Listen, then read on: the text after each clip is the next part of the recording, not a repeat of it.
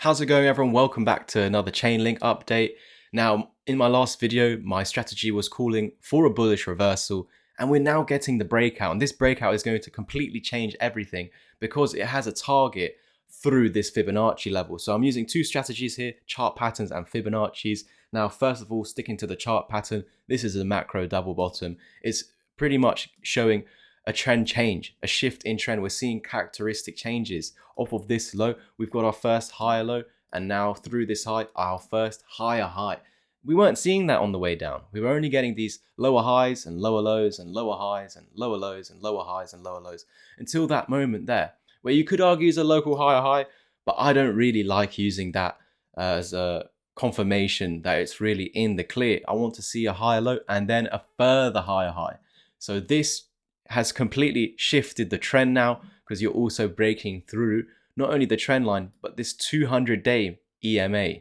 This is taking an average of the last 200 days, guys. So you really want to see whatever coin you're in above this line for months to come to be bullish. So we've got the setup there with all those current breakouts. You've now also broken the neckline of the pattern, which then validates this target back at $30.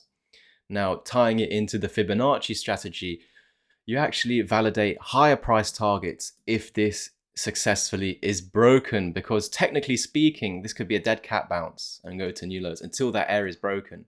So once you get that broken, the reversal wave is created, and these are your projections between $40 and $60. So through the macro double bottom, the chart pattern strategy is calling for a break of the 886, which at that point signals for even higher up targets, 41 to 61.